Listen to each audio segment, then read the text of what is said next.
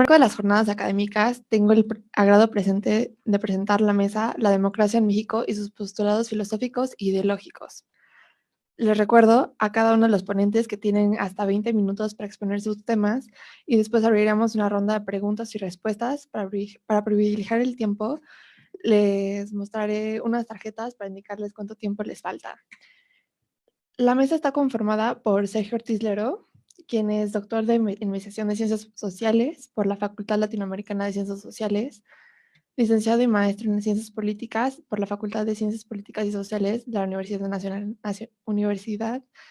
Autónoma de México, miembro del Sistema Nacional de Investigadores Nivel 1, profesor e investigador de tiempo completo de la Academia de Ciencia Política y Administración Urbana de la UASM, profesor de asignatura de la Facultad de Ciencias Políticas y Sociales de la UNAM, y es autor de los libros Metamorfosis de la Política, un diálogo con la teoría política contemporánea, Las formas de la fraternidad, En defensa de la República, Lecciones de teoría política y republicana.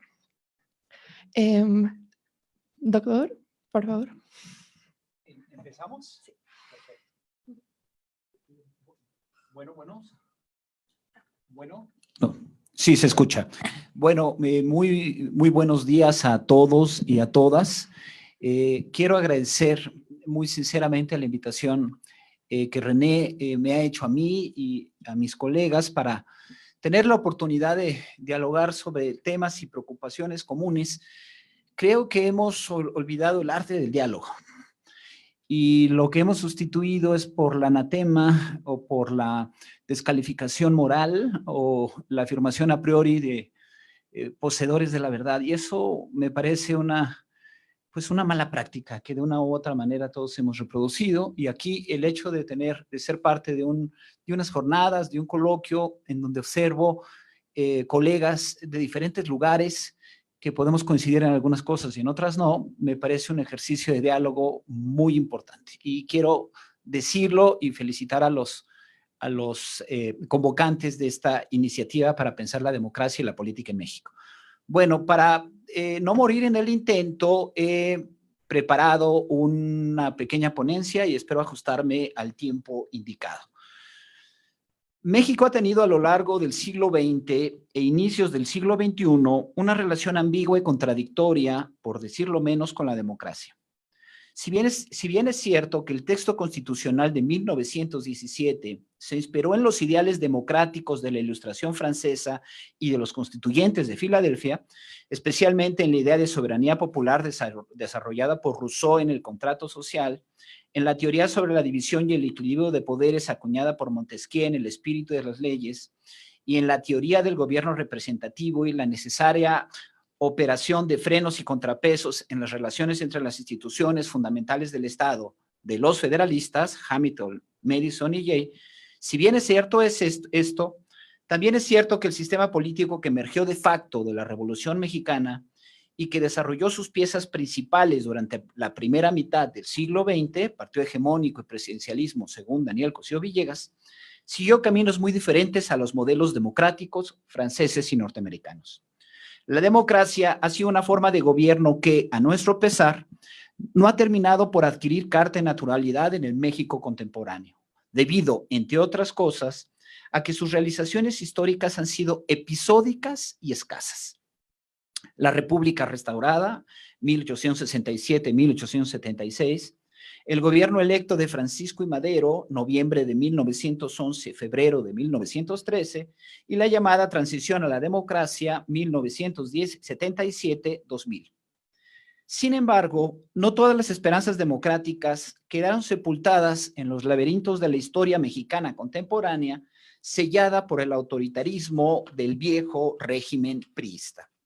Al contrario, los sueños libertarios y democráticos de franjas importantes de la sociedad mexicana y los esfuerzos e iniciativas, muchas veces estoicos, de algunas élites culturales e intelectuales de corte liberal y socialista, consiguieron, entre otras cosas, mantener vivos los ideales de libertad e igualdad y los principios institucionales de participación, representación y rendición de cuentas de la doctrina democrática. En efecto, la democracia en México logró sobrevivir a su largo naufragio histórico gracias a la acción colectiva de movimientos sociales como el de los maestros en 1958, los ferrocarrileros en 58-59, los médicos en el 64-65 y los estudiantes en 1968. Gracias también al florecimiento de energías cívicas en distintas localidades y entidades federativas del PRI. Pienso en la participación del PAN en la década de los 50 que empezó a ganar espacios locales. También la emergencia de la llamada sociedad civil en el terremoto de la Ciudad de México, en esa ya fecha conocida, 19 de septiembre de 1985, gracias también a la vitalidad de un periodismo crítico independiente que registraríamos desde el Excelsior, 1+1, y la primera época, la jornada, no la actual, que ya se ha convertido en el nacional del gobierno, y la negociación y el gobierno, entre el gobierno en turno y las oposiciones políticas, reflejadas en las distintas generaciones de reformas político-electorales implementadas a nivel federal y local a partir del año 1977. Desde distintos orígenes, trayectorias y banderas ideológicas, hombres y mujeres de letras, intelectuales orgánicos e inorgánicos, profesores universitarios y ciudadanos de a pie defendieron a contracorriente las reglas, instituciones y valores distintivos de la democracia en momentos en los cuales esta forma de gobierno no gozaba de abierta simpatía entre las élites políticas gobernantes. Su esfuerzo, a pesar de todos los pesares, no fue en vano. Más allá del creciente desencanto que existe en y con la democracia realmente existente en México, hoy nadie o casi nadie, sospecho en su sano juicio, se plantearía que la lucha política por el poder del Estado en un país plural y diverso como el nuestro se realizara mediante códigos o resortes ajenos a la democracia. Dos fuentes filosóficas e ideológicas, por lo menos, identifico en la idea de democracia que predominó en la conversación pública en México en las últimas décadas, sobre todo a partir de la llamada transición a la democracia. La primera de ellas, de matriz socialista y socialdemócrata, desarrollada por el filósofo mexicano-argentino Carlos Pereira, y la segunda de ellas, de herencia liberal-democrática, postulada por el historiador mexicano Enrique Krause. Me concentraré en las líneas que siguen en los supuestos filosóficos e ideológicos de la noción de democracia defendida por Pereira en su famoso libro Sobre la democracia. Dejaré para otra ocasión las tesis democráticas sostenidas por Krause.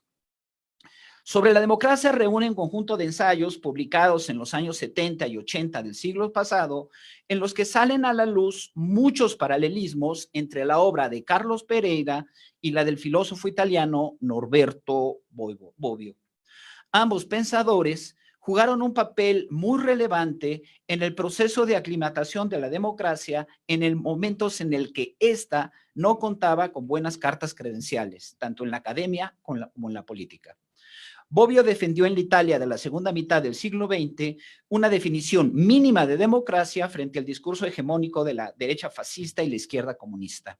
Pereira, por su parte, sentó las bases de una noción de democracia, siempre política, formal, representativa y pluralista, en el México autoritario de las décadas de los 70 y los 80. Sin embargo, a pesar de que el lenguaje democrático de Bobbio y Pereira coincide en cuestiones sustantivas, elecciones competitivas, representación política, sufragio libre y universal, libertades civiles y políticas, pluralismo, autonomía de la sociedad civil, etc., su discurso se alimenta de nutrientes distintos. Bobbio defendió a la democracia desde la plataforma liberal. Entre democracia y liberalismo, sostiene el profesor italiano, existe una línea de continuidad. El Estado liberal, cito, el Estado liberal y el Estado democrático son interdependientes en dos formas. Uno, en la línea que va del liberalismo a la democracia, en el sentido de que son necesarias ciertas libertades para el correcto ejercicio del poder democrático.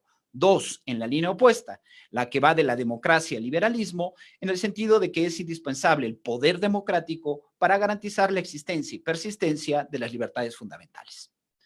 Pereira, por su parte, recupera la democracia sin renunciar a los principios socialistas, ya que democracia y socialismo son parte de un mismo proceso histórico de largo aliento que supone no solamente la socialización del poder económico, que no su estatización, sino también la socialización del poder político.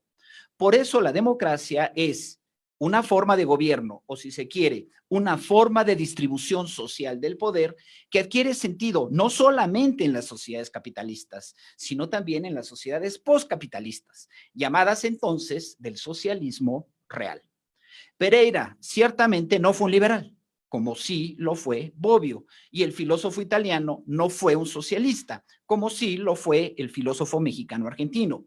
Pero por aquellas paradojas que suele jugarnos la historia, ambos personajes aterrizaron sin despojarse de sus propios equipos conceptuales en el programa del socialismo democrático, un proyecto que busca sintetizar lo mejor tanto del liberalismo igualitario como de la socialdemocracia.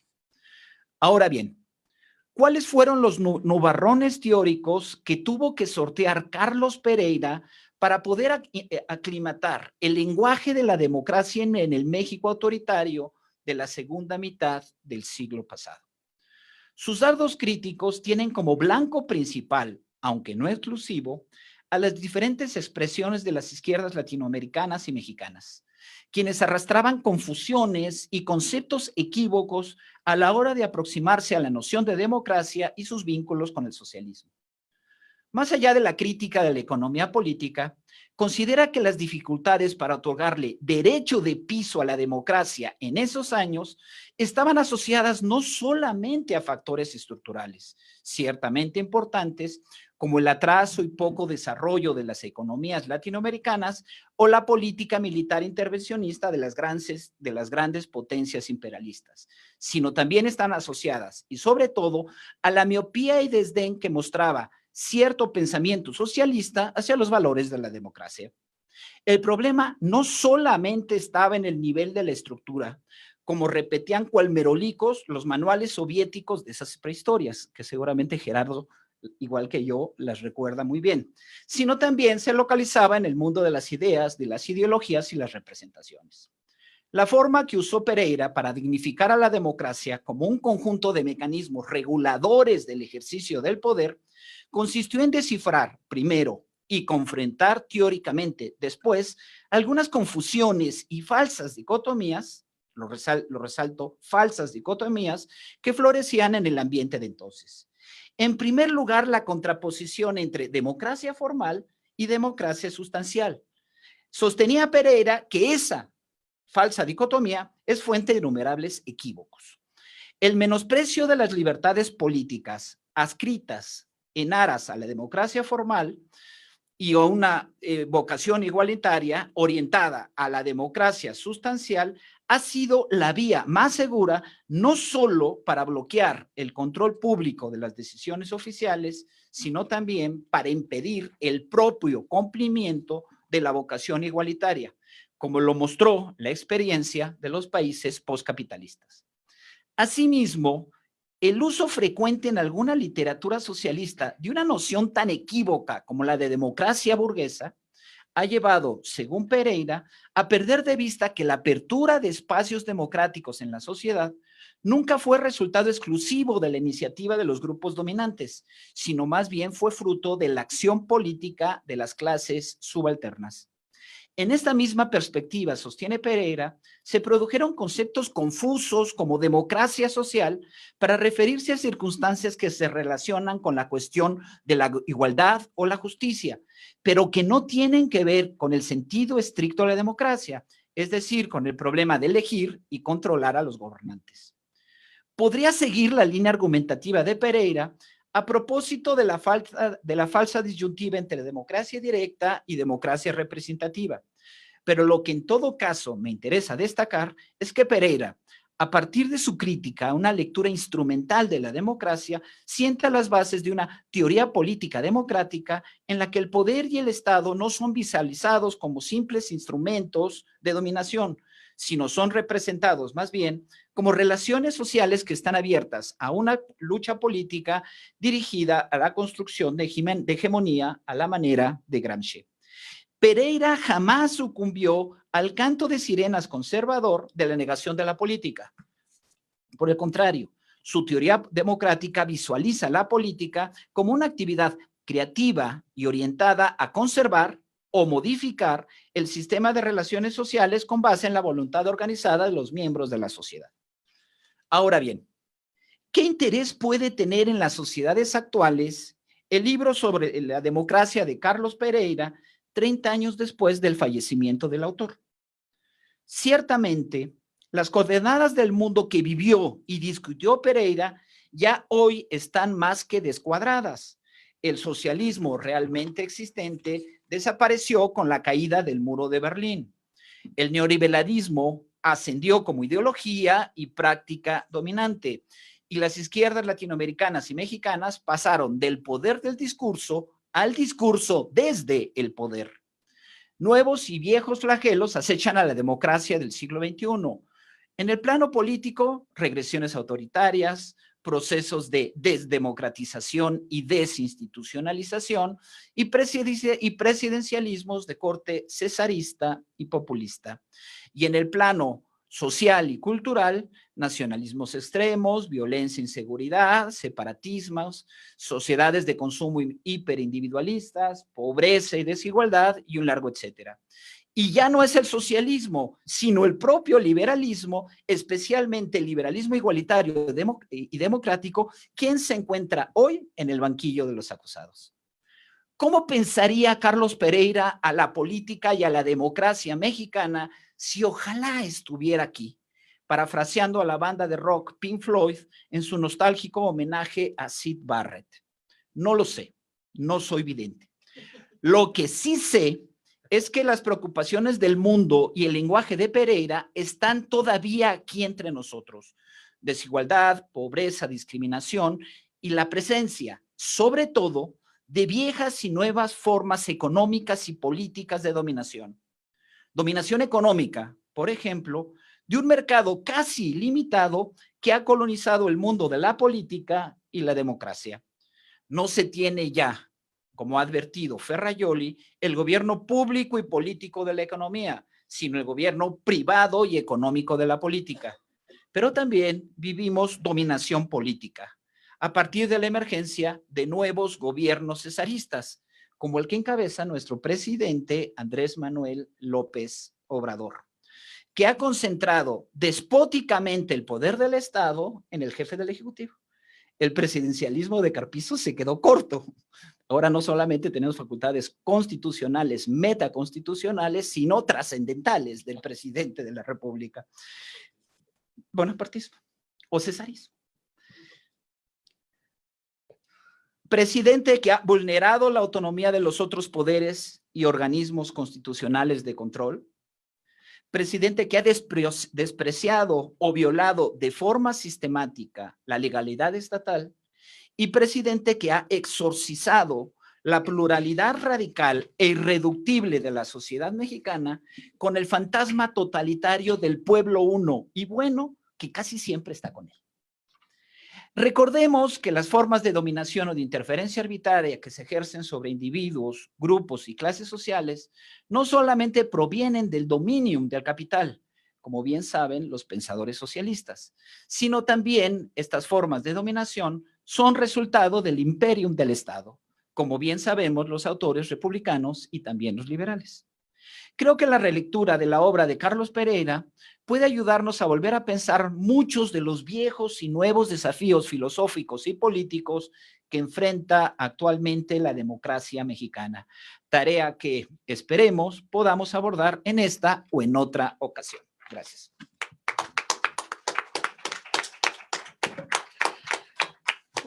Muchísimas gracias, doctor. El siguiente ponente es Pablo Tepichín Jasso, licenciado, maestro e investigador en el Centro Nacional de las Artes de la Ciudad de México. Es docente de la Universidad Iberoamericana y en la Facultad de Ciencias Políticas Sociales, la Universidad Nacional Autónoma de México. Es colaborador de la revista mensual de Política Cultura Memoria y es el autor de los libros Semblantes del Capital, Espectroexpulsión Escópica y Subversión. Martin Heidegger, El pensamiento del evento y la configuración política, y su campo de investigación se centra en teoría política, especializado en conflicto, antagonismo, política y ética, violencia, globalización, neutralidad y despotización, teoría crítica. Por favor. Muchas gracias. Muchas gracias por la presentación. Nada más que de memoria ya no colaboro en esa revista. Estaba medio caduca semblanza. Bueno, buenos días a todas y a todos. Es un honor estar aquí en estas jornadas académicas de ciencia política. Le agradezco a René Torres la invitación a estas jornadas. Bueno, voy a comenzar, yo también tengo un texto y voy a comenzar inmediatamente con un epígrafe de José María Luis Mora. Son nuestras repúblicas unas monarquías en que se halla vacante el trono. Hace 200 años, el 28 de marzo de 1822, se da a conocer en la Gaceta Imperial la noticia de que España proclama que el Tratado de Córdoba, firmado un año antes por el último jefe político de la Nueva España, Juan O'Donoghue, donde se reconoce la independencia del Imperio Mexicano, es ilegal y por tanto no tiene validez. Valga este pasaje histórico para referirme a una serie de procesos que acompañan los fundamentos filosóficos e ideológicos de la democracia en México, pues inmediatamente se agolpan lógicas, tendencias y hasta hábitos en la configuración de lo que hoy voy a llamar por ahora el etos de la democracia mexicana. El primero, el acto de proclamación de independencia por un jefe político. El segundo, y más revelador, es la negación arrogante de la corona española al declarar el tratado sin validez. En efecto, la idea del reconocimiento en diferentes dimensiones y distintas magnitudes políticas parece ser una constante que irradia los 201 años de vida independiente de México, desde la figura del reconocimiento del indio, pasando por las conversiones a la figura del mestizo y la adopción religiosa, las formas colectivas de organización, la borradura de los nombres indígenas, el color de la piel, los hábitos y una compulsión por imitar la voz del conquistador ha traído culpa y vergüenza, pero sobre todo parte de los andamios sobre los cuales se levanta nuestra sociedad mexicana, sea democrática o no. En todo caso, el título de esta mesa nos plantea reflexionar en torno a dos conceptos políticos como petición de principio. El primero, independencia; el segundo, soberanía. Para ello pregunto, ¿cuál es el campo epistemológico donde se resignifican los conceptos de independencia y soberanía? Para ello hay que remontarse a partir del siglo XVI y hasta el siglo XIX y pensar un fragmento de la larga tradición del pensamiento político occidental, aquel horizonte que delineaba una noción de libertad. Y es por aquí, en la confección de la libertad de los modernos, en donde es posible ubicar al menos una de las denominaciones de origen en lo que mucho más adelante se decantará como el significante hegemónico democracia. En efecto, en este arco resuenan Maquiavelo, Hobbes, Locke, Constant, Rousseau, Montesquieu, Adam Smith, Kant, Hegel, solo por mencionar algunos. Trazaron con sus grandes aportaciones y no menos diferencias la posibilidad de vivir en una comunidad política, pero también redefinieron aquella joya del racionalismo occidental llamada Estado moderno. El eco del contractualismo moderno y las preguntas obligadas en torno a este se plantean así: ¿cómo se construye la soberanía o el poder soberano? ¿Cómo se configura la relación y separación entre lo público y privado? ¿Cómo se redefinen las relaciones individuo, ciudadano, representantes? ¿Cómo se van tramitando las formas de gobierno y los principios de legitimidad, como la república, y un principio de poder, como la democracia? ¿Cómo se va asociando la idea de la autonomía y la libertad dentro de un marco jurídico?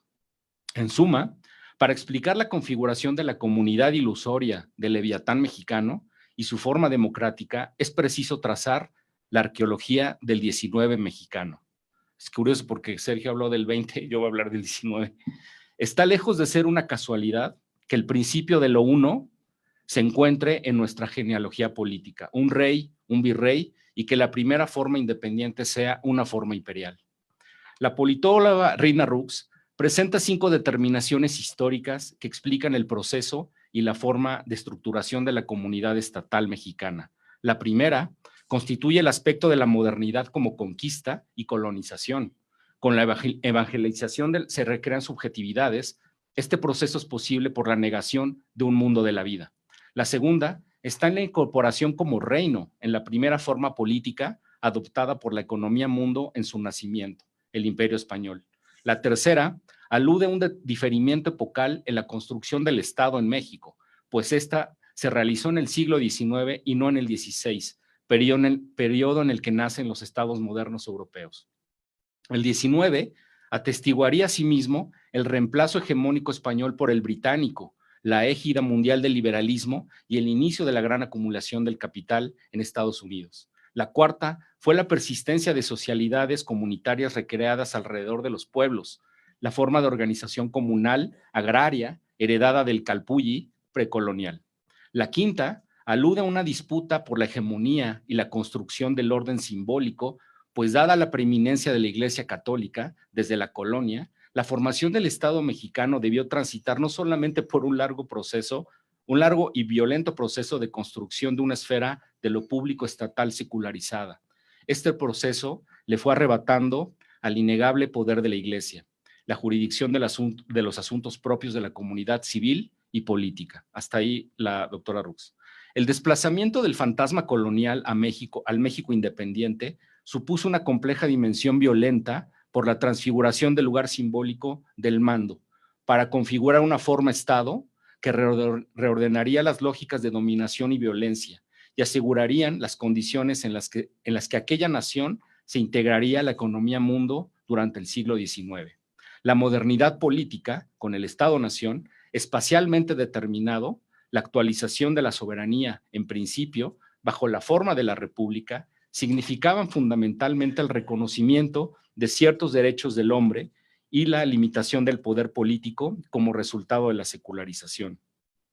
Durante las primeras 2 décadas del siglo XIX, entre 1808 y 1821, los proyectos de nación con los que se conformaría en 1824 los Estados Unidos mexicanos empezaron a encontrar cierta dirección y sentido para un territorio que había estado conquistado por un poder imperial durante 300 años. Con la clausura de la dependencia española comenzaría la rearticulación de un nuevo nomos, con la forma inmediata en la que se hace visible en cuanto al espacio, la ordenación política y social de un pueblo. Un proceso ciertamente que resultaría desafiante para los dirigentes y los actores colectivos desde el punto de vista de la organización política liberal, en tanto esta práctica política funda una comunidad abstracta en donde todos adquieren la membresía de ciudadano y se someten a las leyes positivas e impersonales.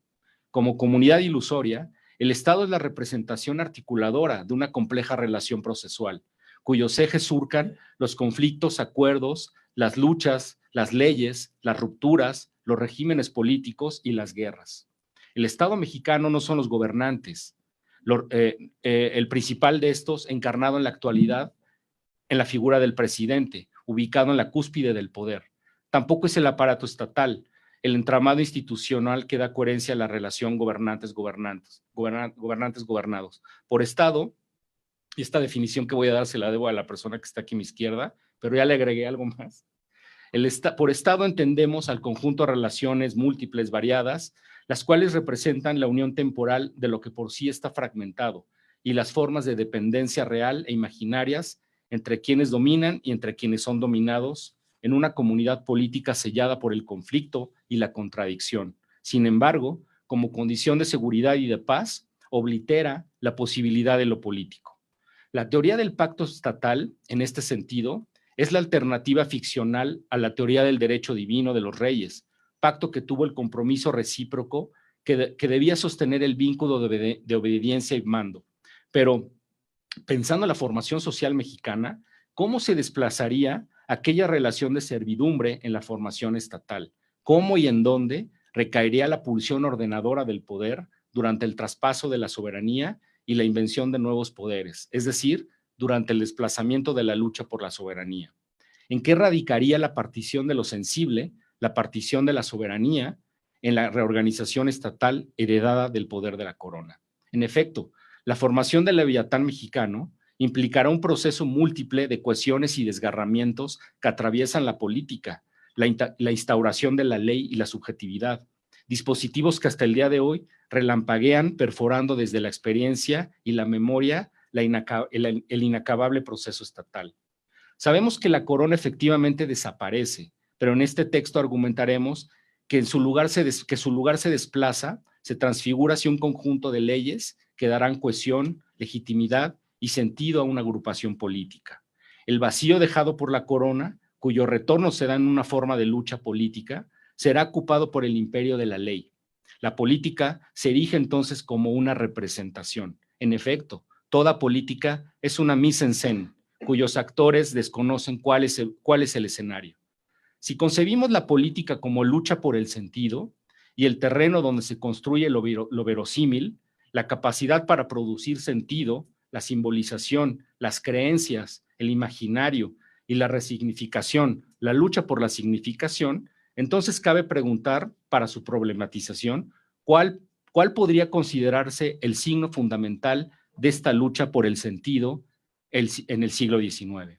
A mi juicio, luego de la independencia, uno de los síntomas más reveladores de la incertidumbre política ideológica, de la lucha de valores, de la inestabilidad jurídica, de la fragilidad estatal, es decir, de la lucha por el sentido, fueron los diferentes y hasta antagónicos episodios constitucionales que existieron durante prácticamente todo el siglo XIX. En este periodo, a mi juicio, la violencia está presente, no tanto porque los distintos proyectos intentaran monopolizar el uso legítimo de la violencia, sino sobre todo porque la política implica la construcción y reconstrucción permanente de la comunidad. Para ilustrar estos episodios, menciónese que durante aquella convulsa centuria, y claramente entre 1824 y 1857, los distintos proyectos políticos e ideológicos intentarían consolidarse a través de plasmar escrituralmente una ley y consolidar definitivamente el orden simbólico imaginario. Desde el acta constitutiva de la Federación Mexicana de 1824, la Constitución de corte centralista, conocida como las 7 leyes del 35 al 36, pasando por el acta constitutiva y de reformas de 1847 o la Constitución liberal de 1857. Todos estos fueron intentos no tan fallidos de constituyentes que ejercieron soberanamente el poder político, ya por la vía legal, revueltas o golpes de Estado. Solamente entre 1822 y 1847, México tuvo 50 gobiernos militares. Todavía, sin embargo, la última etapa de este siglo atravesaría por algunos vericuetos, por ejemplo, la Guerra de los 3 Años o la Guerra de Reforma, el experimento del retorno reloaded hacia la figura imperial del Segundo Imperio de Maximiliano entre 1863 y 1867, el decenio de la República restaurada, y por si fuera poco, cerrar el siglo XIX con la dictadura del general oaxaqueño Porfirio Díaz, quien gobernó durante más de 30 años porque asumió que los mexicanos eran políticamente infantes para vivir en un régimen democrático. En fin, en el contexto de la transición finisecular, es quizá cuando comienza a emerger la demanda de democracia asociada a la libertad política, a la libertad de prensa, a la libertad de asociación y trabajo, a la extensión de una membresía de derechos políticos, el derecho a la tierra, entre otros. En suma, cuestiones que los constituyentes del 17 hicieron efectivos en la Carta Magna. Lanzo entonces otra pregunta. ¿Qué es lo que reconocemos en la democracia actual? En suma, más que fundamentos ideológicos y filosóficos de la democracia en México, que nos darían la impresión de un origen mitológico o metafísico de México, al que tendríamos que regresar para ver en dónde se desvió la cosa, yo hablaría en todo caso de resortes modernizadores que a la sombra de la modernidad capitalista se fueron adecuando a la realidad mundial, en donde la mediadora es la libertad formal del individuo, pero también la voz cantante del trabajo y la propiedad. No hay, pues, fundamentos ni esencialismos democráticos. Sin embargo, esto no nos exime para que desde las ciencias sociales, la ciencia política, la ciencia, la teoría y la filosofía política, y además el psicoanálisis, para comprender nuestros lazos sociales, de descubrir cómo es la democracia y cuáles son sus características principales, explicarnos cuál ha sido la lógica en la que se ha concentrado, concretado en la realidad, es decir, ya mediada por el poder y las relaciones sociales, hecha institución. Termino con esta idea. Luego, con base en esto, proponer formas de democracia, no una a la que todo tenga que adecuarse, sino democracias en plural, que se adecuen a nosotros, que especularmente nos reconozcamos en ellas y ellas nos reconozcan como una pluralidad ética contradictoria. Muchas gracias.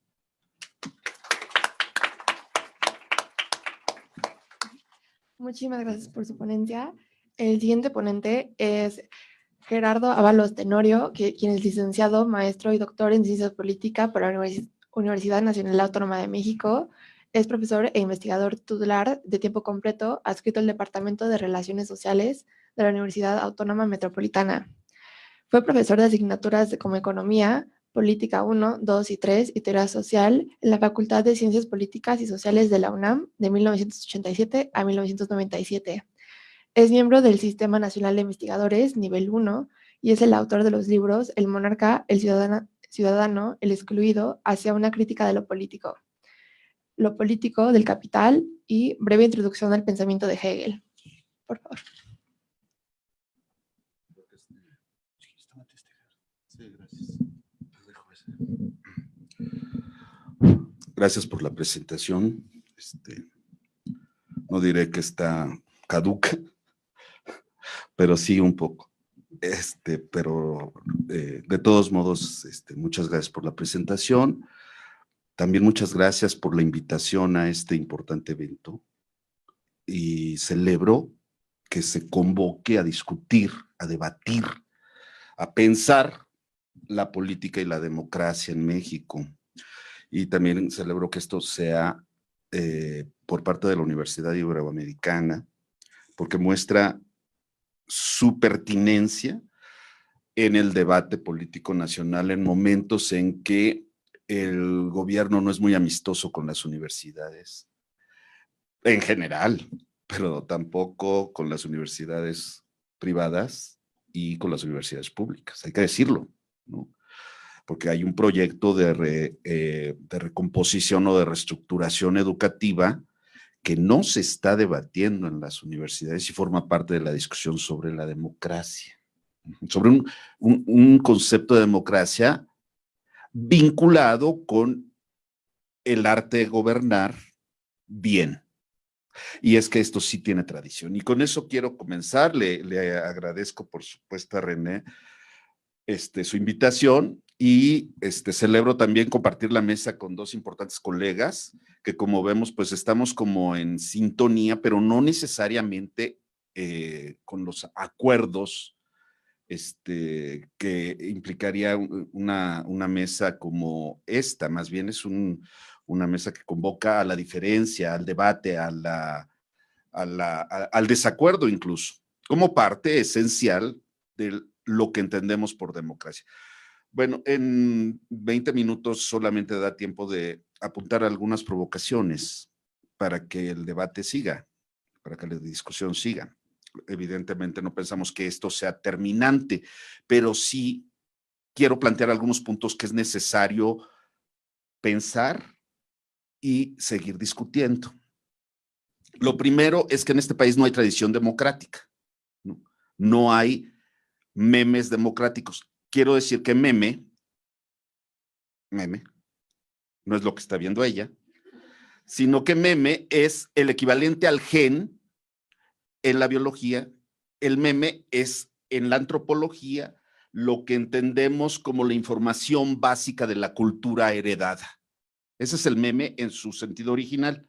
Ya después es pues ya parte de la vida cotidiana y, por cierto, muy divertidos y muy ingeniosos los memes mexicanos, ¿no? Que también hay que analizarlos desde un punto de vista crítico, porque sí enseñan sintomáticamente de qué está hecha la cultura de este pueblo. ¿Por qué tanto racismo y clasismo con el grupo firme? Si ustedes gobernaran, y yo creo que aquí varios quieren ser asesores, legítimamente, me parece muy bien, pues le aconsejarían a Claudia Sheinbaum hacer un gran concierto con el grupo firme, el número 1 del país, de Tijuana. Sintetizan una gran parte de la cultura de eso que se le llama pueblo. Si no levantas en las encuestas, si no levantas en tu imagen pública, ¿qué de malo tiene? ¿No? Ya supérenme. ¿Qué de malo tiene? Yo creo que es una buena estrategia para levantar la popularidad, ¿no? Y para enseñar de qué está hecha la cultura política de este pueblo. Obviamente no tiene nada que ver con la democracia. Y era parte de lo que no entendió nunca Carlos Pereira, ni sus herederos. Luis Salazar, José Goldenberg y algunos discípulos de Goldenberg, entre otros, el actual presidente del INE, que hereda más el pensamiento de Luis Salazar que el pensamiento de Arnaldo Córdoba. Pero es que estamos hablando de una corriente de intelectuales importantes que empujó la democracia definitivamente, pero no eran ingenuos, el MAP, el Movimiento de Acción Política, no eran ingenuos y tuvieron que pactar. ¿Pactar? ¿El pacto es democrático en México? Tuvieron que pactar. ¿Con quiénes? Con los archienemigos de la democracia, pues que eran los salinistas. Ay, qué pecado. Perdón, pero uno de los precandidatos más fuertes a la presidencia es un salinista. Confeso, ¿no? Es Marcelo Ebrard. Entonces, no estamos hablando de una lógica amigo-enemigo. Estamos, con todo respeto para Carl Schmitt, porque el individuo que tengo aquí a mi derecha, es que así me presentó, ¿no? Pues es un gran estudioso de Carl Schmitt, ¿no? Pero es que si la política se visualiza como una disputa moral amigo-enemigo, esto pasa por la necesidad de eliminar al enemigo, y eso es muy peligroso. Justamente la democracia, si algo significa, es el diálogo con el otro, radicalmente otro, para llegar a acuerdos vinculantes, necesarios, forzosos, en una lógica de derecho. Y entonces la democracia, pues, no se puede entender solita. No significa nada solita. De hecho, la democracia tiene que tener apellido, tiene que tener adjetivo, si no, no significa nada. Un ideal que Rousseau puso como el gobierno de los dioses, ¿no? Si hubiera un gobierno de dioses, se gobernaría democráticamente. Un gobierno tan perfecto no conviene a los hombres. Lo mismo dice Kant en una cita que tenía aquí, pero no la voy a decir, pero es prácticamente lo mismo. La democracia se entiende como ideal, pero ni como ideal se debe entender sola. Por eso requiere adjetivos. Aunque se propugne por una democracia sin adjetivos, ese sin adjetivos ya es un adjetivo, ¿sí? Por lógica. Entonces, el gran error de los que empujaron la democracia mediante un pacto con el grupo salinista intelectualmente más abierto a la necesidad de democratizar el país para encontrar otras vías de legitimación que ya no iban a ser el salario ni las prestaciones sociales, pues era justamente el grupo llamado Nexos, pero especialmente, no todo Nexos, obviamente, sino el grupo que encabezaba Carlos Pereira. Esto hace también que extrañemos mucho a Carlos Pereira. Realmente murió muy joven y todavía tenía unos 40 años de producir un pensamiento importante en el presente. No sabemos efectivamente qué pudiera pensar. A lo mejor iba a seguir la ruta de Roger Bartra o la ruta de Goldenberg y su defensa, la actual, su defensa a la democracia que él encabezó. Y es una democracia que se configuró en términos de ingeniería electoral para un bipartidismo. Y por eso entró en contradicciones con la tercera ruta, que no era proclive a la democracia. ¿Y por qué no es proclive a la democracia? Primer elemento que quiero proponer, siempre que pensemos la democracia en México, tenemos que remitirnos no solo al siglo XX, al XIX, sino al XVIII y al XVII. ¿Por qué? Porque si nos preguntamos por qué en México no somos democráticos, ni en la vida cotidiana, ni en nuestra actitud ética, no tiene nada que ver con la democracia, no nos sale automáticamente. Es precisamente porque México y la nación mexicana es resultado no de los tlatoanis, sino del proceso de la conquista. Y el proceso de la conquista se dio en un momento crucial en la historia europea, que por cierto, la construcción del Estado en Europa no fue en el siglo XVI, fue en el siglo XVII. En 1648 se firma la Paz de Westfalia y con ello se firma la inauguración de un terreno neutral donde las diferencias religiosas no cuenten como diferencias políticas. Ese es el verdadero origen del Estado. No hay Estado antiguo, no hay Estado medieval, no hay Estado azteca. El Estado propiamente tiene una característica que no es la comunidad ilusoria, sino el espacio del acuerdo, que puede ser democrático, aristocrático o incluso monárquico. ¿Sí? Bueno, a propósito, le rendimos un homenaje a la memoria de la reina Isabel y le damos nuestras condolencias a Marta de Baile, porque estaba muy dolida por ese. Pero es que nosotros tenemos conciencia monárquica, no democrática, del monarca bueno, del que sabe gobernar. Entonces, por eso me remito al siglo XVII y XVIII, donde tenemos los siguientes autores que nunca se ven más. Yo creo que sí, en esta escuela sí, pero en la universidad pública están como fuera de los planes y programas de estudio. Imagínense, Fadrique Furio Serión, Bartolomé Felipe, Antonio Pérez, Pedro de Rivadeneira, ni siquiera lo pronuncio rápido, ¿no? Pedro de Rivadeneira, Baltasar Álamos de Barrientos, Juan de Mariana, ese sí es más conocido, Juan de Mariana es más conocido, Eugenio de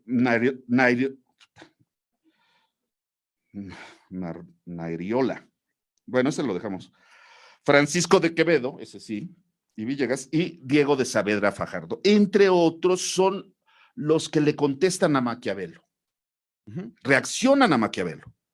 Nada que el fin justifica los medios. El objetivo del arte de gobernar es la protección del pueblo. Y ahí nace el pueblo. Cuando leemos La Regia Potestad de Bartolomé de las Casas, ahí encontramos el secreto del carácter bifásico de la democracia mexicana. ¿Por qué? Porque por un lado está fundamentado el recurso ideológico, ético y político, las tres cosas, a la soberanía del pueblo. En la Regia Potestad está en Bartolomé de las Casas. Estoy hablando del siglo XVI. Estoy hablando, después de la polémica de Valladolid, estoy hablando efectivamente de una defensa antimaquiavélica de una monarquía que tiene una fuente de legitimidad y que no es Dios, sino que es el pueblo que tiene derecho divino.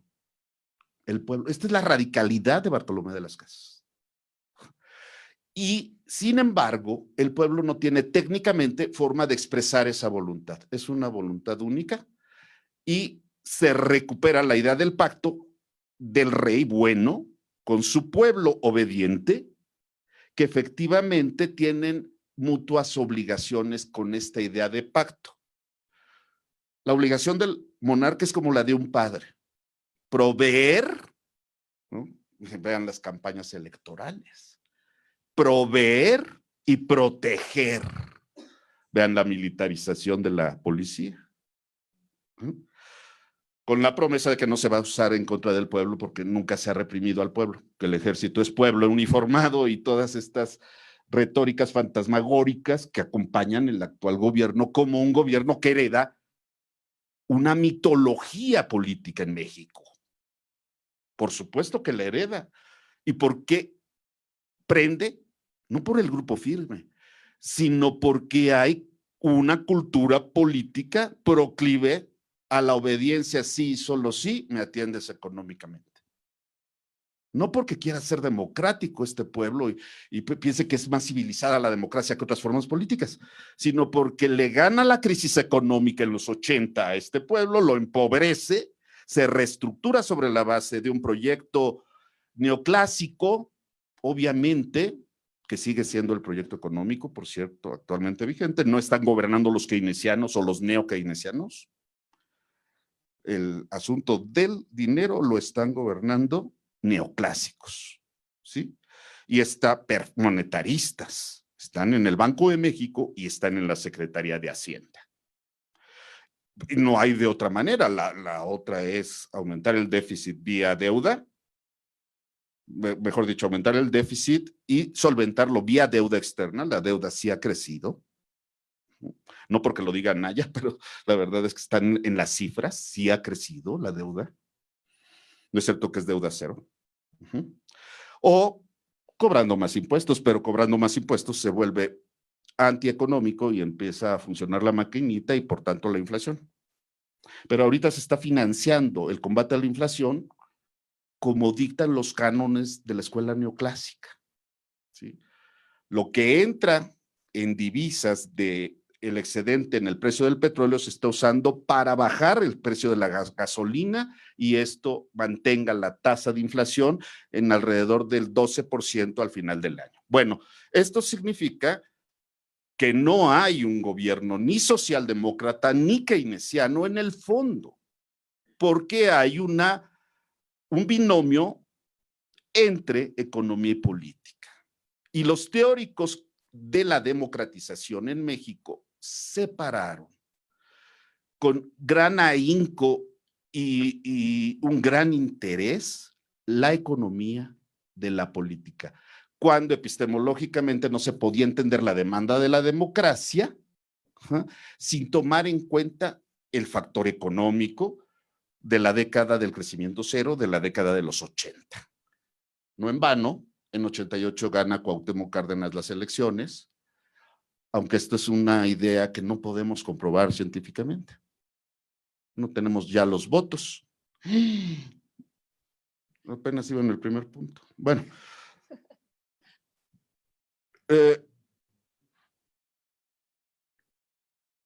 Bueno, lo que quiero decir es precisamente esto. Iba a referirme a Carlos Pereira y este grupo tan importante para aportar las ideas básicas de la transición a la democracia en México. No se le puede menoscabar el papel ideológico, político que jugó esta corriente de la izquierda ilustrada en su pacto para la democratización del país. Nada más quiero decir la importancia de los pactos en este país. Es decir, antes de llegar a las urnas ya ha habido un pacto. Entonces es una democratización pactada. No podemos los politólogos ser tan ingenuos como para pensar que Zedillo decidió abrir las elecciones y reconocer al ganador en abstracto cuando hay factores de poder real, y Televisa lo era. Y Televisa se abrió a Fox por primera vez, impulsándolo y ayudándolo inclusive, como en el 2006 se abrió a Calderón y lo impulsaron en su barra cómica. Estuvo hasta en otro rollo enseñando su programa de 5 puntos para la juventud. Y eso es una ayuda invaluable para levantar a Calderón, que pues no lo levantaba pues ni la cerveza con clamato, ¿no? Porque ese tipo de crudas no lo levanta nadie. Y Calderón pues no tenía ni carisma ni nada, pero pues había un pacto previo, no dejar ganar a López Obrador. Esta lógica de los pactos pues también está presente en la idea, en el triunfo de López Obrador de 2018, ¿no? Es lógico, imagínense, yo estuve de presidente en una casilla y apenas íbamos a vaciar los votos de presidencia y era una casilla de la Ciudad de México, ¿no? No era una casilla alejada. ¿Me dices así cuando ya me calle? Ah, perfecto. ¿Qué minutotes, no? Aquí, ok. Y entonces, al momento de vaciar apenas los votos para contarlos de la presidencia, ya estaba Meade diciendo que había ganado López Obrador. Yo dije, le creyeron a los sondeos, ¿no? Y pues no, la verdad es que hay pactos que corresponden más a la lógica del arte de gobernar que a la lógica democrática. Hay pactos previos. O sea, ¿dónde cerró la campaña López Obrador? En el Estadio Azteca. Ay, qué vaciado, ¿no? ¿Por qué en el Estadio Azteca? Sí, es claro que es de Azcárraga. Pues porque antes ha habido un pacto. Lo podemos demostrar científicamente, lo podemos inferir lógicamente. Si me piden que lo demuestre, ¿Ustedes creen que López Obrador va a decir, sí, hicimos un pacto, sí, con Salinas, ¿no? Y con Peña, de no tocarlos, ni a su hijo con el pétalo de una rosa, no, nada. Y tener en la Procuraduría, en la Fiscalía, ¿a quién? A Gers, el más ineficiente fiscal de los últimos, bueno, el ineficiente fiscal Gers. Ya retiraron las órdenes de aprehensión en el caso de Ayotzinapa, que es una síntesis de los pactos. Ahí está, clarísimo. Aquí no tiene que ver la democracia, lamentablemente. Sin embargo, si viene un proyecto de recomponer de manera bonapartista la democracia en México. Y eso significa quitar la autonomía que ahora goza el INE, lamentablemente, ¿no? Porque pues por lo menos se cumple el primer principio, que son elecciones libres y que se cuenten los votos y que gane el que tiene más votos. Es algo sumamente elemental, pero hay que entender la complejidad barroca de este país, donde efectivamente como no tenemos el meme democrático, para aspirar a la democracia tendríamos que sufrir, padecer y disfrutar procesos de construcción de una cultura política dialogante al menos, ¿no? Dialogante. Y eso, pues, las redes sociales no lo promueven, las redes sociales son el terreno del odio, del amor, de las pulsiones, de las pasiones. La ciberpolítica no es democrática, es todo lo contrario. Es racista, es clasista, es de odio, de indignación. Y entonces, pues los jóvenes que son los más adictos a las redes sociales, ¿no? Yo nunca encuentro bien el meme adecuado, ya que pasó, ya lo encuentro. Y entonces, pero pues ya soy una generación, o sea, ellos dos son más grandes, pero de todos modos, pues sí, cuesta trabajo adaptarse a los tiempos y a los ritmos de la ciberjuventud y la ciberpolítica. Pero bueno, esa era mi propuesta para discutir. Muchísimas gracias. Este es el que sirve. Le agradezco a los ponentes sus valiosas palabras y ahora toca abrir una ronda de preguntas y respuestas. Les pido a los participantes que sus comentarios sean breves para que podamos privilegiar la discusión entre los ponentes. Bueno, yo tengo una duda. Me pareció muy interesante porque cada tiene como puntos muy, pues no tan opuestos, pero sí se nota la diferencia. Y algo que me interesa es que en México nos venden las falsas ideas o como planes muy ideales. De hecho, en México, algo que el mismo gobierno que plantea es que en México hay una democracia muy sólida, que básicamente su sustento es que porque existe una Carta Magna y una Constitución que nos avala, y también hay mecanismos de participación. Sin embargo, estos mecanismos suelen ser bastante deficientes, ya que no siempre llegan a toda la comunidad en México.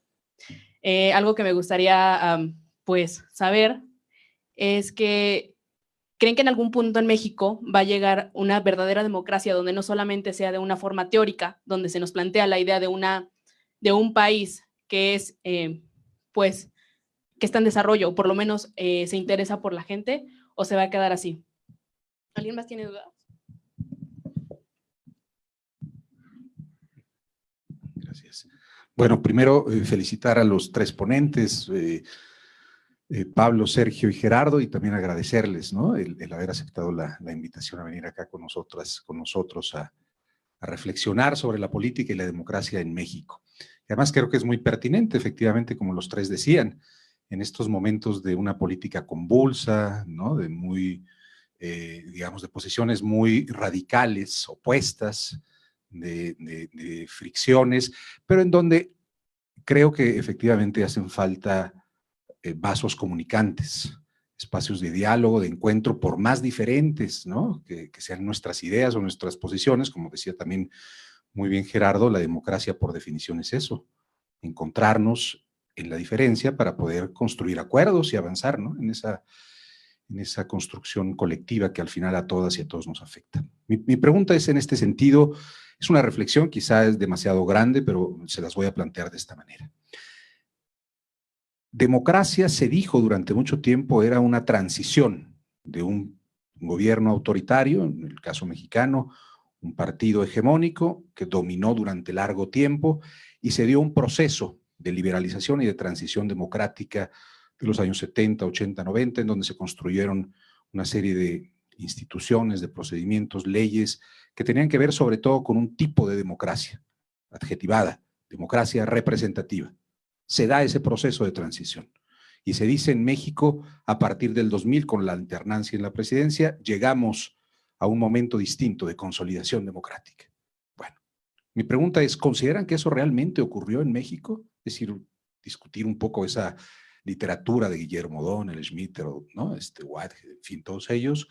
Y la otra pregunta, ¿qué implica que efectivamente ese modelo que imperó, acompañado, digamos, del modelo económico neoliberal, que están muy interrelacionados, el neoliberalismo en el ámbito económico y la transición democrática representativa de cuño liberal? ¿Y qué significaría, digamos, en ese contexto el quiebre de 2018? ¿Hay otra cosa ahí? ¿Podemos llamar a eso también democracia porque se manifiestan otros sectores sociales quizá distintos a los que se habían manifestado durante el proceso de transición a la democracia? Es decir, los sectores populares que acompañan la autodenominada Cuarta Transformación y que le dan una clara mayoría al gobierno de López Obrador, constituyen como actor una potencia suficiente, ¿no?, como para poder pensar que estamos en otro nivel democrático, o no podemos pensar eso, o habría que decir que efectivamente, a partir de una serie de descripciones que ustedes mismos hicieron, la Cuarta Transformación y López Obrador en sí mismo es antidemocrático, o tiene un basamento, digamos, democrático por un sustento popular que está ahí presente y que se manifestó con toda claridad en 2018. Yo ahí lo dejaría. Muchas gracias. ¿Alguien más tiene alguna duda? Hola, buenos días. Soy Ivonne Acuña, académica de esta universidad. Igual les felicito por sus ponencias. Y efectivamente, como planteaba el último ponente, Gerardo Ábalos, pues dejan mucho para la discusión y la reflexión. En ese sentido, tengo dos preguntas que se enlazan. Una sería para el primer ponente, el doctor Sergio, me disculpo, no escuché su apellido, llegamos un poquito después. En torno a que lo que López Obrador, en términos políticos, digamos, está actuando, o en el marco en el que está actuando, es un marco de dominación. Ahí mi pregunta es, ¿cuál sería la estructura teórica a partir de la cual usted plantea esta situación? Porque, por ejemplo, si pensamos en términos weberianos, ¿cuáles serían los elementos o esa estructura política social que le permite establecer una dominación?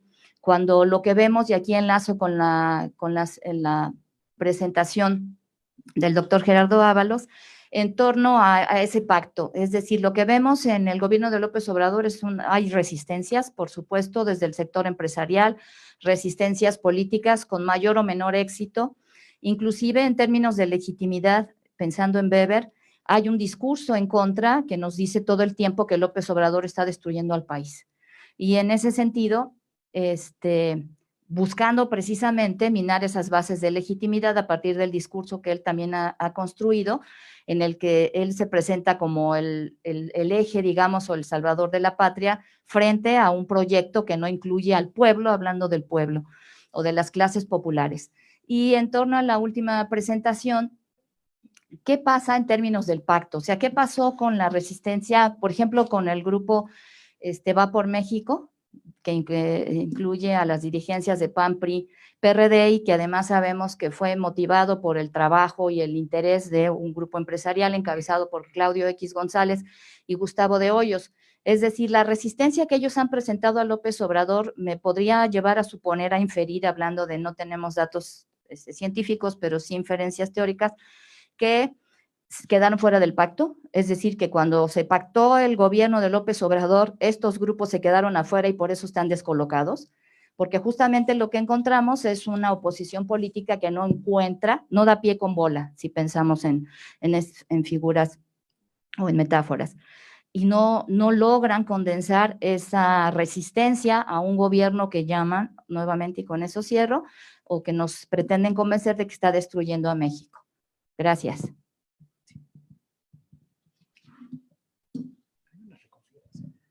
Hola, yo soy Nora Lemi, también catedrática de la universidad, y el primer planteo tiene que ver con ver a México como una singularidad, cosa que, como ven, yo soy argentina de origen, me complica porque hay ciertas tendencias autoritarias en nuestra región que son comunes a la mayoría de los países, ¿no?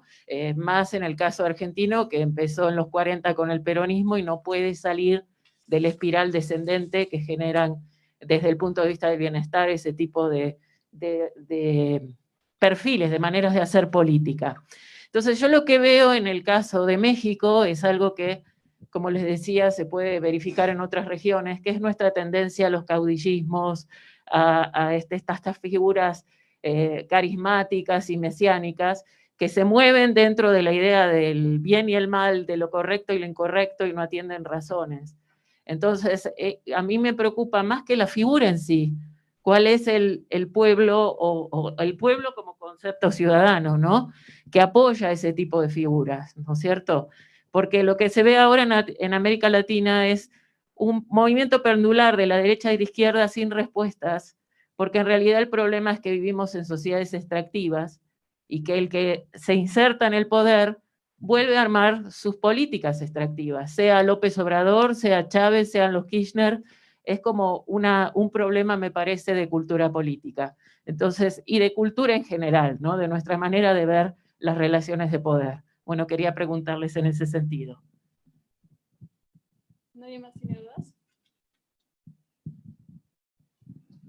¿Tienes una, no? Bueno, pueden contestar las preguntas como ustedes ven pertinente, el que quiera contestar primero. ¿Les parece bien que vayamos en el mismo orden? Sí, claro. Bueno, obviamente es una batería de preguntas que sería difícil agotar, pero me gustaría centrarme en 2 o 3 puntos sustantivos. ¿Podemos llegar a una democracia verdadera? Yo creo que la democracia negaría la existencia de una democracia última. Toda democracia llama más democracia y está cruzada. Me gusta mucho la obra de Lefort por un tipo de incertidumbre. Y arribar a la democracia perfecta, pues no existe la política perfecta. No es el reino de los dioses, sino sería en todo caso el reino de los hombres. Y por lo tanto podemos definir regímenes políticos más cercanos o más próximos a los ideales democráticos, soberanía popular, incluso representación, participación, división de poderes, pero en todo caso establecemos graduaciones de cómo son los regímenes políticos reales y cómo se aproximan o no a lo que serían los ideales genéricos. Pero una democracia en el que lo real y lo ideal coincidan y sean armónicos e indestructibles, pues eso no es propio del reino de los hombres.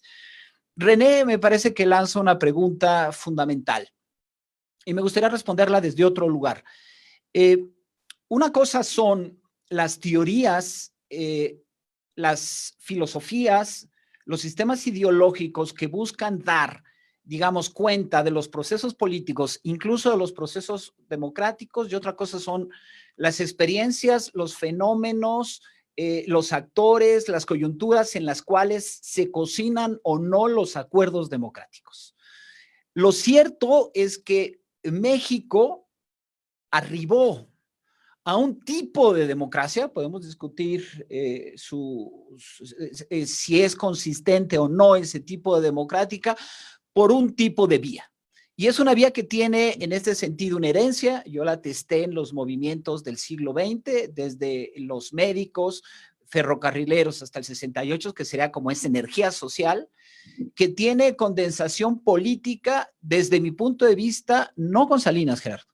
Yo lo pondría como el punto de partida en el 77, que sería el micropacto, no el gran pacto con el capital, sino el micropacto que significó después de las elecciones de López Portillo, que fue candidato único, la posibilidad de abrir ciertos espacios de participación de las oposiciones en los congresos, sistema de representación proporcional, los registros condicionados, y de ahí viene toda, es decir, el pacto de la micropolítica, lo podemos decir, tiene su momento ahí, en el 77. Y de ahí podemos derivar toda una, digamos, secuela de reformas electorales que respondieron a muchas coyunturas específicas, entre ellas la del 88, la del 94 y la del 2000, que fueron, digamos, perfeccionando o complejizando ese tipo de ordenamiento de la política. Eso tuvo una lectura ideológica o una justificación normativa teórica, que fue obviamente el libro de Transiciones a la Democracia de Guillermo O'Donnell, que visualizó a la política en la lógica de la liberalización y consolidación política en una esfera muy especial. Yo no voy a poner en tela de juicio, o sea, no voy a someter a crítica los supuestos de la teoría de O'Donnell. Lo que me interesa, en todo caso, discutir es si en el orden social mexicano de la década de los 80s, mediados de los 70s y la lógica de los 80s, podíamos haber construido un tipo de orden civil distinto al que se construyó. Y lo cierto es que veníamos de un partido hegemónico, que era el PRI, y un sector del PRI, no fue Salinas, fue Reyes Heroles, y Reyes Heroles sí entendió la necesidad de que lo que resiste apoya. Y ahí se generaron un conjunto de lógicas, y casi la totalidad de la izquierda se sumó a esa iniciativa. Es decir, la respuesta de la reforma electoral de 77 de Jesús Reyes Heroles fue fundamentalmente el Partido Comunista, que tenía como origen la candidatura de Valentín Campa en 1976, que fue, y además confluyeron en aquel entonces el agua y el aceite, los comunistas y los trotskistas, impulsando la candidatura de Campa. Esa energía, ese acuerdo político se tradujo en un tipo de reforma. Podemos, o a posteriori, Gerardo o René, discutir si eso se acerca a los verdaderos ideales de la democracia. Y podemos entrar a esa discusión. Pero el acuerdo, digamos, las condiciones de los actores políticos fundamentales que heredaban fueron esos acuerdos. Yo diría que es una democracia mínima que se ajusta en muchos de los sentidos a la definición boviana de democracia cuando habla de los mínimos procedimentales, que no están ligados, no están descargados de valores.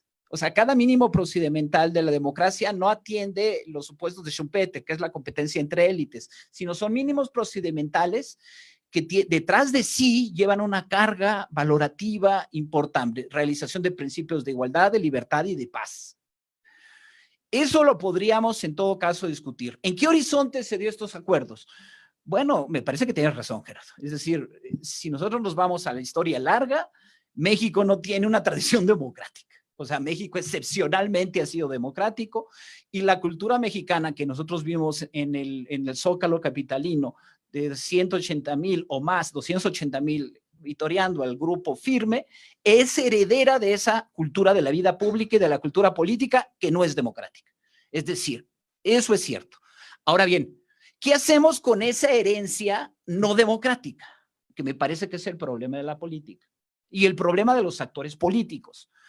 Porque podemos en todo caso sostener esa herencia no es democrática y por tanto estamos condenados a no vivir democráticamente, o asumimos, es mi punto de vista, por el contrario, que heredamos una cultura no democrática y ahí tenemos que arar en el desierto para construir cosas mínimas y cosas básicas que no entrarán a la lógica de los grandes pactos, o sea, del gran pacto. Tú estás hablando del pacto del poder y del capital, que no estaban en tela de juicio, incluso en las elecciones del 2008, que significó el cierre de campaña de Andrés Manuel en el Estadio Azteca.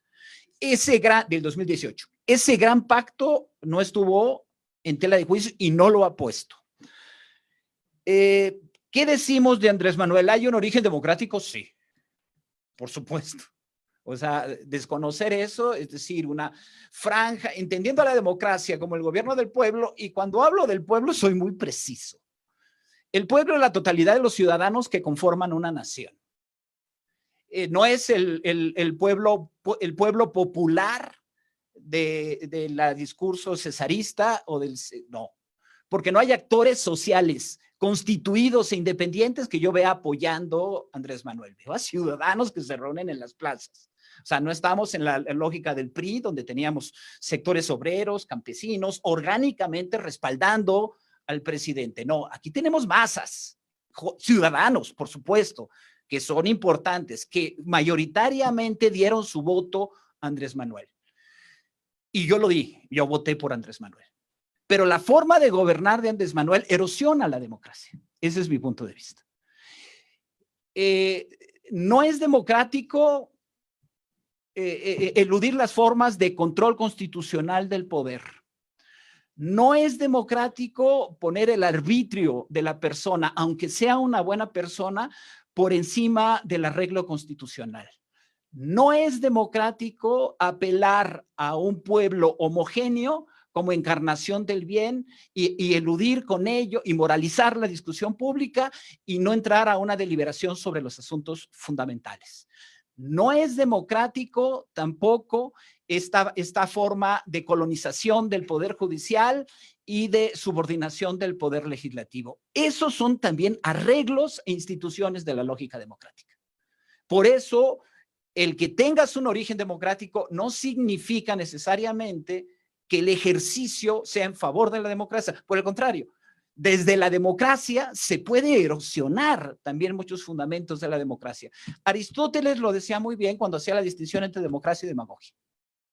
Y me parece que en buena medida Andrés Manuel, que además es apelando a la tradición, es un líder carismático, con una habilidad fundamental.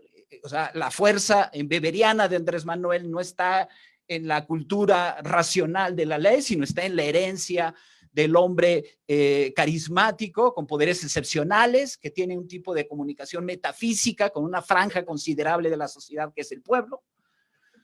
Eso me parece que le permite gobernar, ser eficaz y sacar adelante muchas cosas. Pero el que lo haga desde ese lugar no me parece que esté en sintonía con la lógica democrática. Hoy, por el contrario, sostengo que hay que defender desde la democracia la erosión democrática que el propio gobierno de Andrés Manuel está llevando a cabo en el gobierno. Y por eso creo que hay que seguir defendiendo un procedimiento básico, que hagamos elecciones y que los votos cuenten y se cuenten, como llegó él al poder.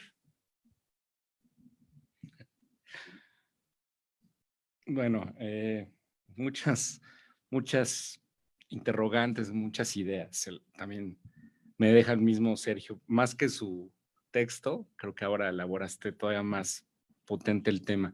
A mí no me... Yo cuando planteaba en este texto el parte del siglo XIX, y que ni siquiera muy breve, así casi nada mencioné el 20, quería hacer énfasis en este suelo irregular, en donde se levantaron los andamios de la política, así con mayúscula, en México, ¿no? Y entonces, que fue un suelo autoritario, despótico, decisional incluso, ¿no? Y que todos esos fenómenos, más o menos, se replican. Mi intención es pensar que en el horizonte del 20 y del 21 se siguen replicando ciertos fenómenos decisionales, autoritarios, despóticos, pero también, de alguna manera, también democráticos, ¿no? Entonces, a mí yo con este contexto, no, hay algunas cosas que no coincido con Sergio. Yo creo que sí no creo que haya una erosión democrática como tal. Como tal, no creo que haya una erosión democrática y tampoco creo que solamente sea el procedimiento el que sea la solución.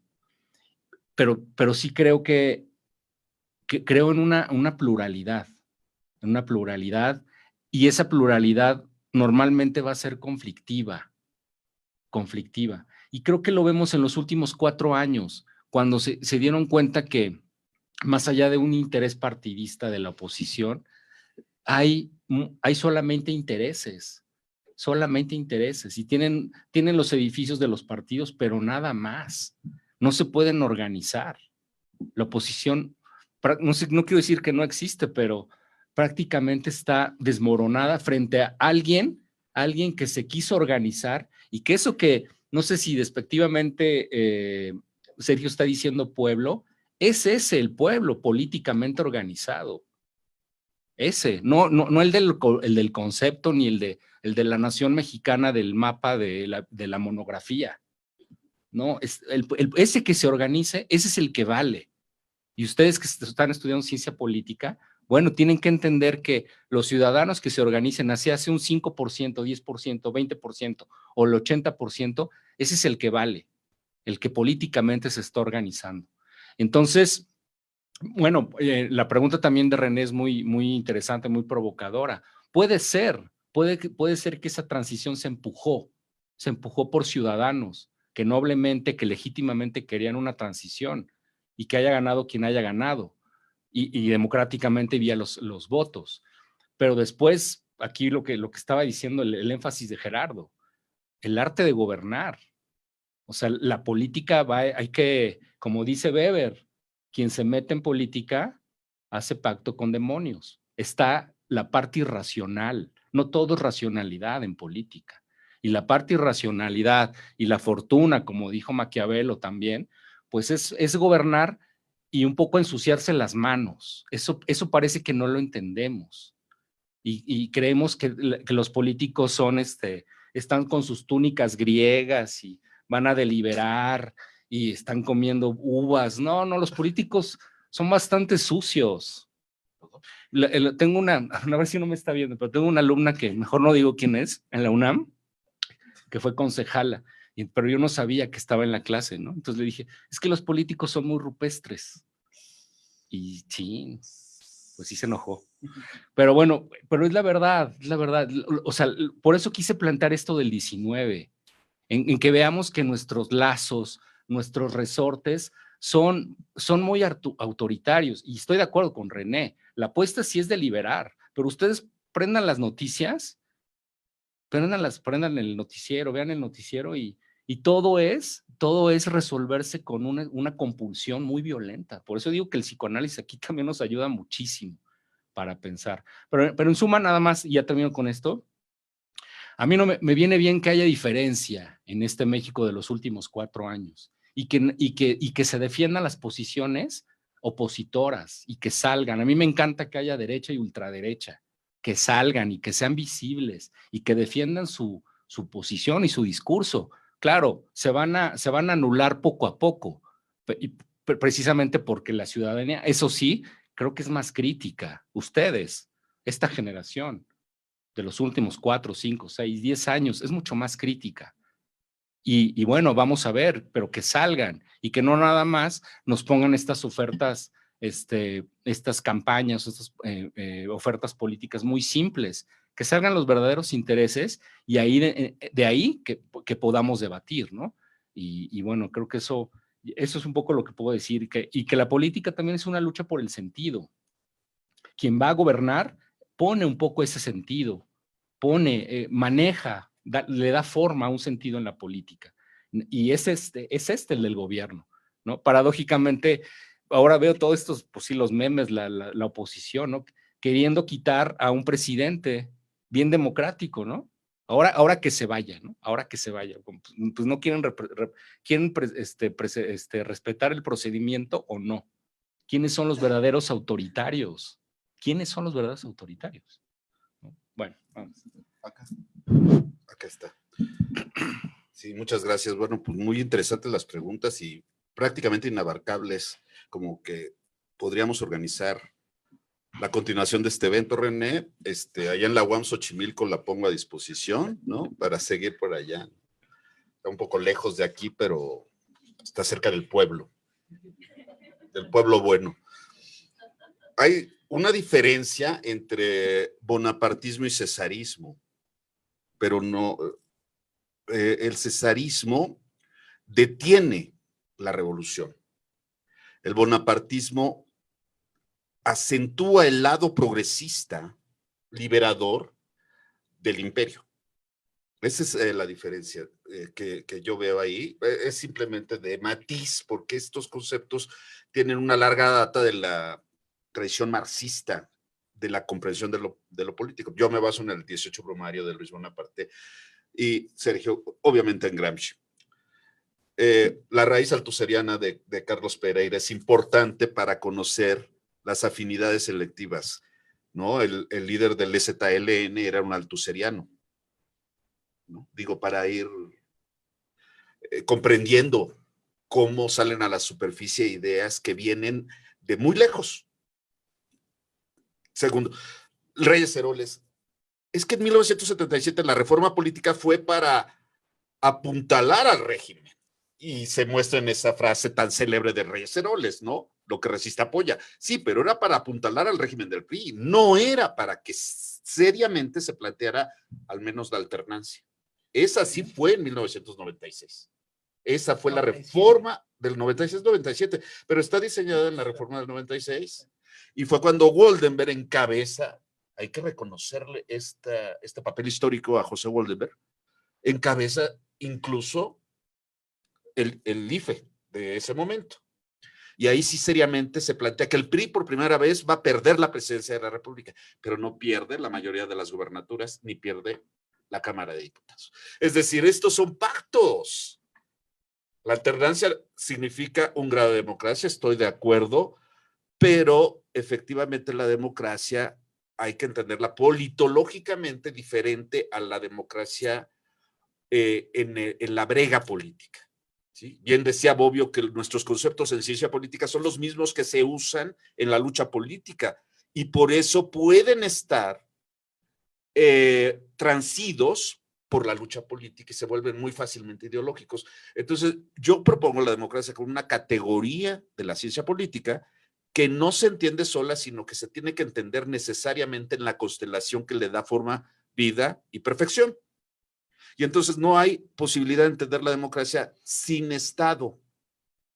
Necesariamente entendemos a la democracia como una forma de Estado o un tipo de régimen o una forma de gobierno, como quiera, pero siempre se presupone el marco del Estado y el Estado es moderno. Entonces, de entrada, la democracia de la que estamos hablando es, como bien dice René, representativa, procedimental, porque sin procedimiento democrático no hay democracia posible. Y efectivamente, tiene razón Sergio, bueno, yo creo que tiene razón Sergio cuando dice hay una democracia mínima, y es que se abran las urnas y que la gente vote. Sí, pero esa democracia ya la teníamos. ¿O cómo? Es sufragio efectivo, no reelección, es un proyecto del apóstol de la democracia para que se cuenten los votos, ¿no? Esa democracia puede perder también, ¿no? ¿Perdón? Esa democracia mínima se puede perder también. Se está perdiendo. Se está perdiendo. No, está clarísimo que se está perdiendo y en ese sentido veo la preocupación de la maestra o de la doctora. Yo estoy de acuerdo, pero hay que entender por qué. Hay un antecedente que es el desencanto con la democracia. Precisamente la democracia no resuelve la situación económica, no la resuelve. Pero los gobiernos que se plantean en las campañas como que una opción real de cambio, y esto lo encontramos en todos los países donde ha gobernado la izquierda latinoamericana, con todos los matices que tiene cada país, siempre encontramos la promesa de cambio real. Ahora sí viene el cambio real y vamos a cambiar a fondo por la vía democrática.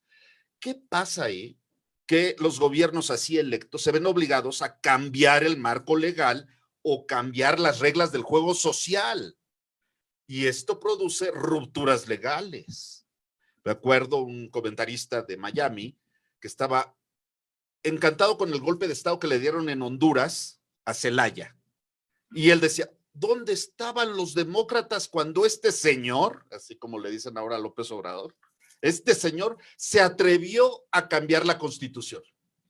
Y entonces ahí los ideólogos de la oligarquía es cuando reaccionan precisamente y atacan al democratizador radical, cuando para cumplir sus promesas de campaña se ve obligado a reestructurar parte del Estado, ya no nada más del ejercicio gubernativo, sino que cambia la ley, cambia la Constitución y entonces las oligarquías que no entraron en los pactos comienzan a presionar de otra manera. Efectivamente, Claudio X González representa la punta de un iceberg de la clase dominante en México que no estuvo incluida en el pacto. Y no estuvo incluida porque no quiso Andrés Manuel, porque esa misma... Pero por supuesto, porque no los ibas a sacar. O sea, es un político y el político pues tiene que pensar así. Bueno, aunque no tenga, puede ser un alma de Dios, pero en la política, si no juegas así, pues te conviertes en un alma bella. sea, cero influencia en el ejercicio del poder. Se ejerce el poder, se cambian las reglas del juego y se produce el fenómeno populista. En todo el mundo, ahí ya no solo América Latina. Por supuesto que somos los primeros después de los narodnikis rusos, los primeros que efectivamente ensayaron regímenes populistas en América Latina. Pero nos imitaron en todo el mundo y hoy en día las elecciones de Italia son una muestra clara de la fuerza del populismo, ya sea de derecha o de izquierda. Para mí no es una alternativa de izquierda, como sostenía Laclau y más adelante Chantal Mouffe. Al contrario, es un ejercicio termidoriano de la movilización social. La para, porque se puede radicalizar.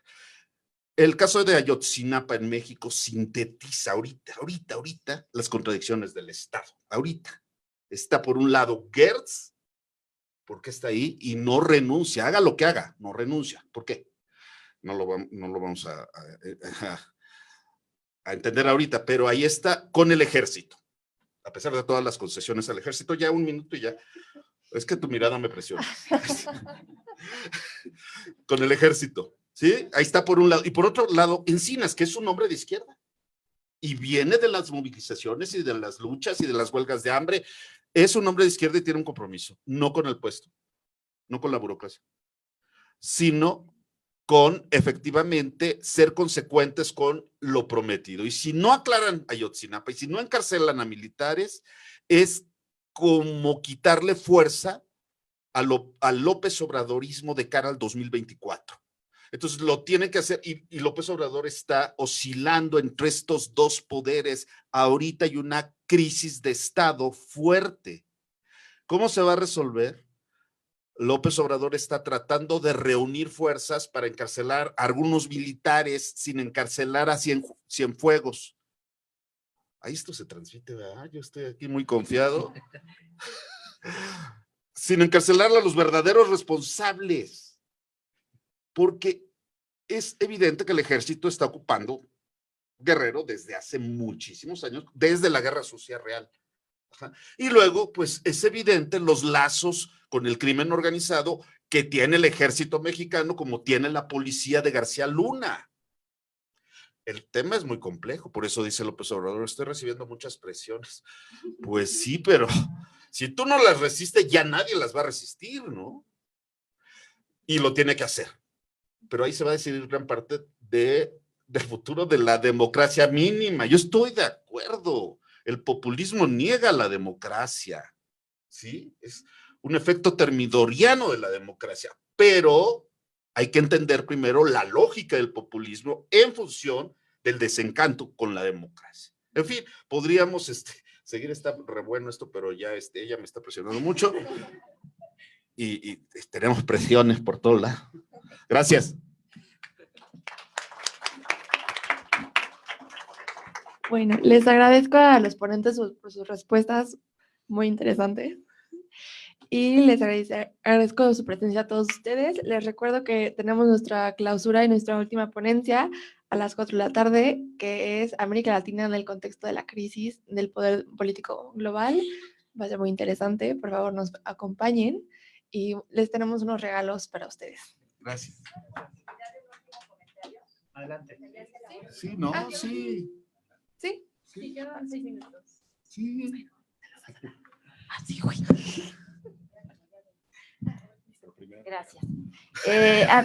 Gracias. Gracias por sus respuestas y sus comentarios y su conocimiento. A mí me asaltan muchas dudas. Una, lo que estaba diciendo Gerardo en este momento, justamente me parece a mí que son elementos que nos llevan a inferir que López Obrador no está en ese contexto de una dominación y tampoco tiene todos los elementos que tenían los presidentes previos, que tenían todas las facultades constitucionales, metaconstitucionales y creo que dijeron ahora ficticias o algo así, ¿no? Trascendentales.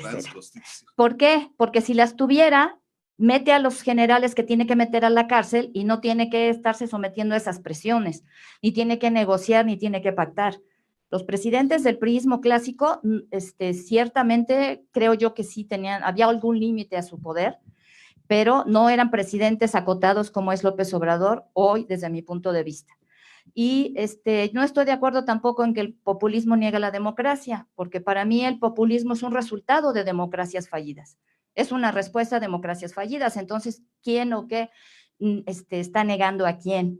Y en ese sentido, López Obrador es un presidente acotado, no es un presidente absoluto, que está destruyendo a la democracia.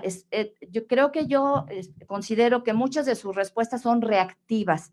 O sea, son reactivas a una resistencia que no solamente está en grupos de empresarios, está en grupos de medios poderosos. Cada vez que se dice que López Obrador está agrediendo a un pobre periodista de Reforma o de Milenio, no sé qué, no está tomando en cuenta que hay un dispositivo de poder, diría Foucault, preparado hace tal vez 2 décadas, para primero, ya se dijo aquí, no permitir a López Obrador llegar al poder.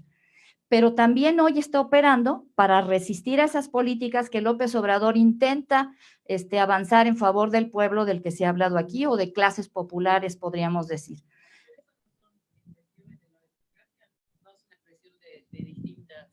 De distintas posiciones la democracia, ¿no? Y por otro lado, el tema del ejército. ¿No es que él le dio demasiado poder y ahora se le desbordó? En otras circunstancias, ¿te parece que el ejército no estaría presionando como presiona ahora? Yo creo que ciertamente le dio poder al ejército, pero no va a devastar a la institución, que tiene sus propios procedimientos y sus resistencias, a pesar de López Obrador y con o sin López Obrador.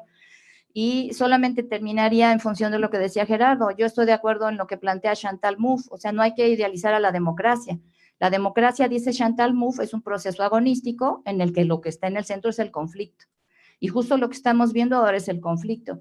Y López Obrador no es un presidente absoluto, porque tiene que negociar, pactar, incluso echar marcha atrás en algunas cosas, aunque pues su voluntad es férrea, ¿verdad? Sí, de acuerdo. Teóricamente el populismo debilita la democracia, ¿no? Debilita los pesos y contrapesos de la democracia. Ese es el problema y es lo que pasa en mi país. ¿Sí? Por ejemplo, hoy el juzgar a Cristina Kirchner, que es una causa de corrupción, se está volviendo un problema político increíble, porque ella lo pone en planos del bien y el mal, del discurso populista y demás, y está creando un problema de Estado enorme, ¿no? Simplemente porque primero concentró el poder y debilitó los controles de la democracia. El Poder Judicial hace lo que puede, pero eso es lo que está pasando, por ejemplo, en mi país. Ese es el peligro, ¿no? Me parece. Más allá de las